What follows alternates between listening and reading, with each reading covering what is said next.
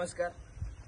मी आता उभा आहे शिवाजीनगर आजरा इथल्या मोरजकर नदीघाट परिसरामध्ये. या परिसराचं महत्त्व आजरेकरांना फारसं सांगायची गरज नाही.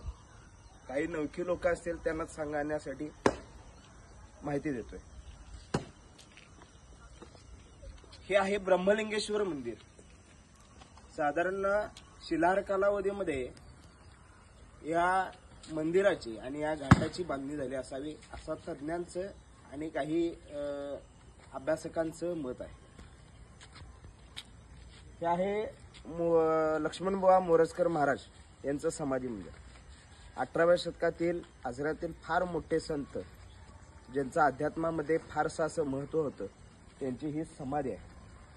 18व्या शतकात यातलं जुनं मंदिर बांधलं गेलं आणि सध्या या 2000 कालावधीमध्ये ह्याचं RCC मध्ये रूपांतर करण्यात आलं.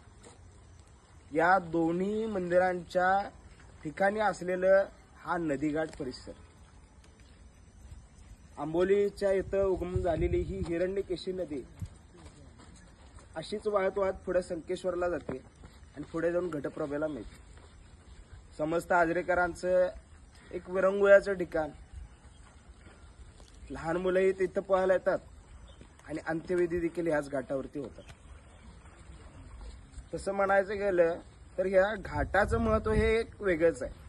आपल्या पूर्ण कोल्हापूर जिल्ह्यामध्ये हाताच्या बोटावरती मोजता येतील असे मोजके दगडी घाट इथं आता आपल्याला फक्त कोल्हापूर जिल्ह्यामध्ये पाहायला मिळतात.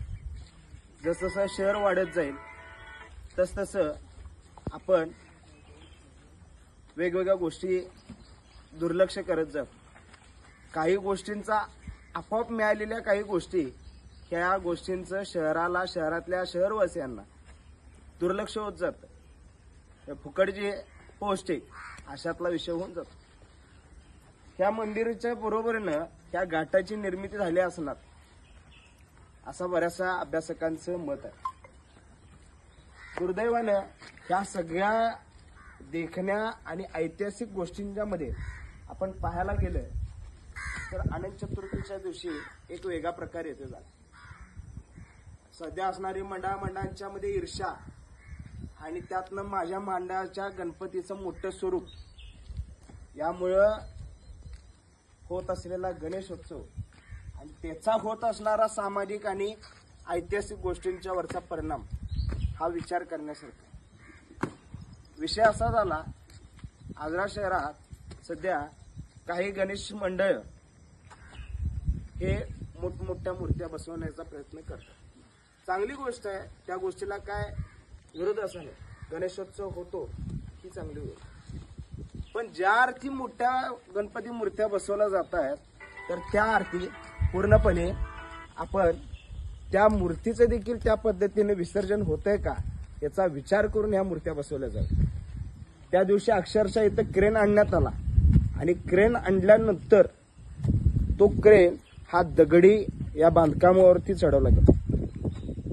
कोणत्या पद्धतीने त्यावेळी बांधकाम केलं असेल ते आजपर्यंत टिकलंय हे विशेष आहे.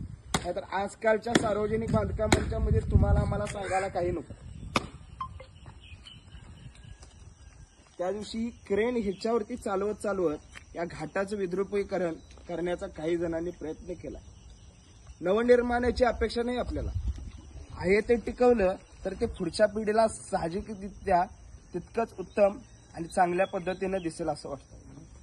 गेली कित्येक वर्ष नदीघाट मित्रमंडळातर्फे या घाटाची स्वच्छता व संवर्धन हा प्रयत्न चालू आहे. आम्हाला या सगळ्याच्या माध्यमातून एकच सांगायचं आहे की येणाऱ्या भविष्यामध्ये आपल्या पिढीला हा घाट फक्त फोटो स्वरूपात दाखवायचा आहे का ह्या रियालिटीमध्ये दाखवायचा आहे याचा विचार व्हावा. शेवटी हीच या गंगामाईकडे प्रार्थना करतो. आपण सर्वजण सुजाण आहात. आपल्याला जास्त सांगायची गरज नाही. हर हर गंगे.